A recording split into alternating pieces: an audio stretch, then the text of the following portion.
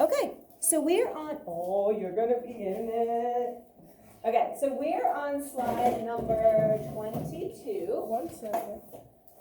So we've made an observation, asked a question, form a hypothesis, and made a prediction, do a test, or experimentation. Now we're gonna analyze the data. I'm good, aren't I? Yeah, she's like, oh my gosh, this is so crazy. Yes, very good. All right, so that's about the only song I can actually sing because it's pretty simple. We are going to do the experiment, and as you're doing the experiment, you have to collect data. And then from that data, you're gonna like make observations, you're going to try to figure out what it's showing you, what it's telling you, because it can't like speak, but we can still figure out what it's trying to tell us, right? So we just have to learn how to do that. So we're gonna do that by making observations using our 5 senses. Which sense do you think we are not gonna get to use a whole lot? Touch. David? Taste. Taste, right? Unfortunately, probably not gonna get to use taste. Okay, so this is slide 22, kind of top of the back page. Mm-hmm. Yep. Sorry, I thought there was one more.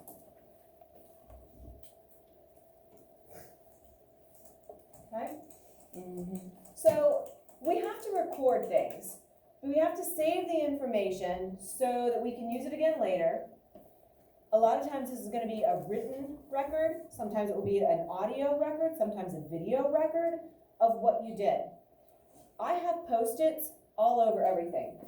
For every unit, things that, like examples that I have come up with, or little cheats or hints or reminders, I make Post-it notes. Because my first year teaching, I'm like, that's such a good example. I'll always remember it. No. I got to it next year and I'm like, man, I know I had a really good example for this. What was it? Right? So I have learned, write it down, right? Because even if we think we're going to remember something, a lot of times, like passwords, right? You're like, I'll always remember that password. Why wouldn't I remember it? And then you don't remember it, right? So always writing it down. You'd rather have too much information than not enough, okay? Or record too much of your observations and instead of too few. So keeping them together in a journal or a binder or a notebook, some kind of organized method is always a good thing. Now, for us, we're gonna keep our stuff in our binder, but like if you're an actual scientist working in a lab, you're probably gonna be a little bit more organized and like have like a set place that you're keeping it for that specific experiment. I know like in college, like when I took my chemistry classes, we had one of those little composition books, and like that's what we had to write everything in. Like our lab teacher did not accept it unless it was in that lab book, okay?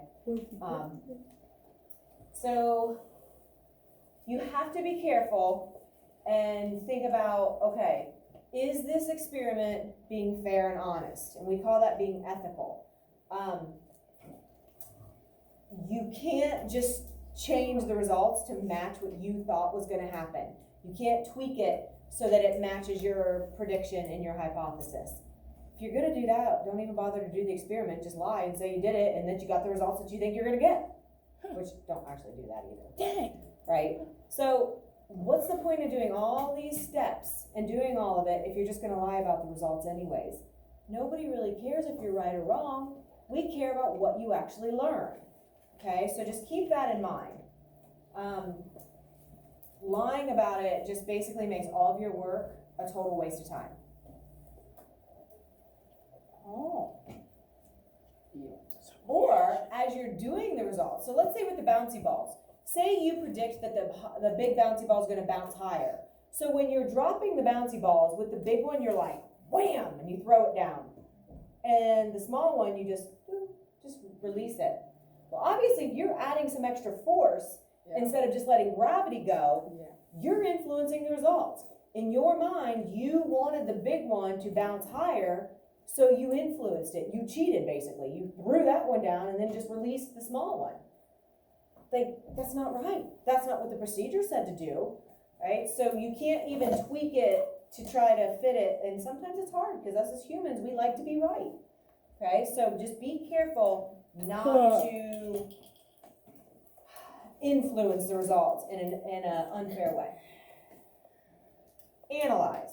Just another word for examine or study or look closely at the material. Because I said that the data can't talk to you, right? It can't say exactly what it's trying to show you, but we can kind of figure out what it's trying to show us, which is what we call interpreting. We can interpret it. We can make sense of that information.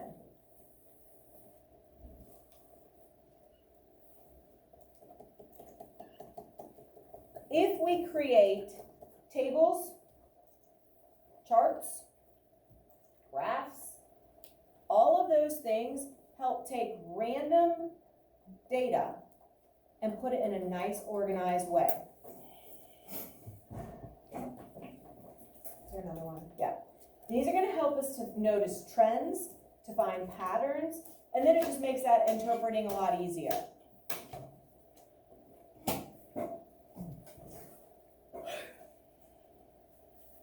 Yeah. Something wrong? Yeah, where's that last one? Yeah, I agree. Is that not on there? No, No, these will help you find trends and patterns. Oh, that's not on there? Oh, dang. Okay, Oops. Ours says Do we have to write it there? charts and or. graphs. I guess. That's okay, just leave it there. That'll work. Also. Okay.